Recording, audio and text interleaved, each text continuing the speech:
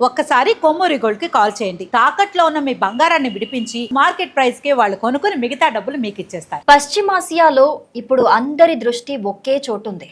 అదే హర్మోజ్ జలసంధి. ఇరాన్ ఈ జలసంధిని పూర్తిగా ఓపెన్ చేస్తుందా? అమెరికా తన సైనిక చర్యలను ఆపుతుందా? ఇరాన్తో అణు ఒప్పందం విషయంలో ట్రంప్ వెనక్కి తగ్గుతారా అనే ప్రశ్నలు ఇప్పుడు కీలకంగా మారాయి. అయితే ఈ మొత్తం వ్యవహారంలో అందరి దృష్టిని ఆకర్షిస్తున్నది మాత్రం అమెరికా అధ్యక్షుడు డొనాల్డ్ ట్రంప్ చేసిన తాజా వ్యాఖ్యలు. ఆగస్టు 9న ట్రంప్ను అడిగినప్పుడు ఇరాన్పై అమెరికా ఇక ముందు ఏం చేయబోతోంది అని ప్రశ్నిస్తే వీఆర్ లో కీయింగ్ అంటూ ట్రంప్ సమాధానం ఇచ్చారు. అంటే ఇప్పటికైతే ఇరాన్పై పెద్ద ఎత్తున సైనిక చర్యలకు వెళ్లకుండా పరిస్థితిని కొంత తక్కువ స్థాయిలో ఉంచుతున్నామనే సంకేతం అయితే ఆయన ఇచ్చారు. అదే సమయంలో అమెరికా ఇరాన్ మధ్య చర్చలు జరుగుతున్నాయని కూడా ఆయన చెప్పారు. ఇక్కడే అసలు ట్విస్ట్ ఉంది. అదేంటంటే ఇదే ట్రంప్ కొన్ని రోజుల క్రితం హర్మోజ్ జలసంధి చాలా త్వరలో ఓపెన్ కావాలి, లేకపోతే ఇరాన్పై చాలా తీవ్రంగా దాడి చేస్తామంటూ హెచ్చరించిన విషయం మనకు తెలిసిందే. అంతకుముందు కూడా ట్రంప్ ఇరాన్తో ఒప్పందం కుదరకపోతే పెద్ద ఎత్తున సైనిక దాడికి సిద్ధంగా ఉన్నామని కూడా చెప్పారు. కానీ ఇప్పుడు మాత్రం లో కీయింగ్ ఇట్ అంటున్నారు. అంటే ట్రంప్ వైఖరిలో మార్పు కనిపిస్తోందా? అవును, కనీసం ప్రస్తుతానికి మాత్రం అమెరికా సైనిక ఒత్తిడి కంటే దౌత్యపరమైన మార్గానికే ఎక్కువ ప్రాధాన్యం ఇస్తున్నట్టుగా కనిపిస్తోంది. అయితే ఎందుకు ఇది? దీని వెనుకున్న అసలు కారణం హర్మోజ్ జలసంధి.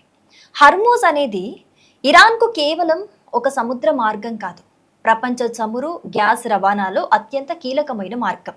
యుద్ధానికి ముందు ప్రపంచ చమురు ఎల్ఎన్జి రవాణాలో దాదాపు 5వ వంతు ఈ మార్గం గుండా వెళ్లేది. ఇరాన్ దీన్ని మూసివేయటంతో ప్రపంచ ఇంధన మార్కెట్పై తీవ్ర ప్రభావం పడింది. అందుకే ట్రంప్ కూడా ఇప్పుడు హర్మోజ్ను ఓపెన్ చేయటం చాలా కీలకంగా మారింది. ఇదొక్క ఇరాన్ సమస్య కాదు. హర్మోజ్ మూసుంటే చమురు సరఫరా అనేది దెబ్బతింటుంది, చమురు ధరలు పెరుగుతాయి, రవాణా ఖర్చులు పెరుగుతాయి, చివరికి దాని ప్రభావం సామాన్య ప్రజలపై కూడా పడుతుంది. అమెరికాలో కూడా ఇంధన ధరల పెరుగుదలపై ప్రజల్లో అసంతృప్తి పెరుగుతూ ఉంది. ఇక నవంబర్లో అమెరికాలో మిడ్ టర్మ్ ఎన్నికలున్నాయి. అంటే ట్రంప్కు ఇప్పుడు యుద్ధాన్ని కొనసాగించడం కంటే నేను యుద్ధాన్ని ఆపాను, హర్మోజ్ను ఓపెన్ చేయించాను, చమురు సరఫరాను సాధారణ స్థితికి తీసుకొచ్చాను అని చెప్పగలగటం రాజకీయంగా కూడా చాలా ఉపయోగపడుతుంది. ఇదే సమయంలో ట్రంప్కు మరో సమస్య కూడా ఉంది. అమెరికా ఇరాన్ యుద్ధం మొదలైనప్పటి నుంచి ట్రంప్ పదే పదే కఠినమైన మాటలు చెప్తూ వచ్చారు. మొదట ఇరాన్ అణ్వాయుధ సామర్థ్యాన్ని పూర్తిగా అడ్డుకోవాలన్నారు. తర్వాత హర్మోజ్ను ఓపెన్ చేయాలని తెగ డిమాండ్ చేశారు. మే నెలలో కూడా ట్రంప్ స్పష్టంగా 2 విషయాలు తమకు రెడ్ లైన్స్ అని చెప్పారు.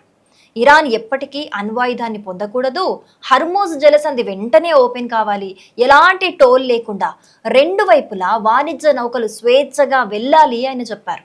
కానీ ఇప్పుడు పరిస్థితి అక్కడి నుంచి చాలా మారిందని చెప్పాలి. ఇరాన్ కూడా వెనక్కి తగ్గటం లేదు. హర్మోజ్ను ఓపెన్ చేయడానికి అమెరికా కొన్ని షరతులు అంగీకరించాలని టెహ్రాన్ చెబుతోంది. యుద్ధంలో జరిగిన నష్టానికి పరిహారం ఇవ్వాలి, అలాగే అమెరికా విధించిన నౌకాదళ దిగ్బంధాన్ని ఎత్తివేయాలి, ఇరాన్పై ఉన్న ఆంక్షలను తొలగించాలి, సీజ్ చేసిన ఆస్తులను విడుదల చేయాలి, అమెరికా సైనిక బెదిరింపులను ఆపాలి. ఇలా ఇరాన్ భారీ డిమాండ్ల జాబితానే పెట్టింది. అయితే ఇక్కడ మరో ఆసక్తికరమైన విషయం ఉంది.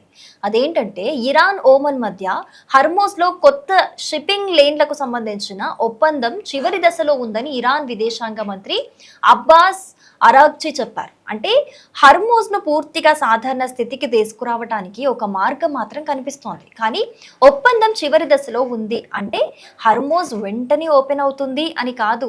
ఇరాన్ స్పష్టంగా చెబుతోంది అమెరికా తమ షరతులు నెరవేర్చిన తరువాతే జలసంధి పూర్తిగా తెరుచుకుంటుంది అని. అందుకే ట్రంప్ ఇప్పుడు సైనిక చర్యలను కొంత తగ్గిస్తూ చర్చల ద్వారా ఇరాన్ను ఒప్పించే ప్రయత్నం చేస్తున్నట్టుగా అయితే మనకు కనిపిస్తోంది. మరి ఇక్కడే అసలు ప్రశ్న ఉత్పన్నమవుతోంది. ట్రంప్ అణు ఒప్పందం విషయంలో నిజంగానే వెనక్కి తగ్గుతారా?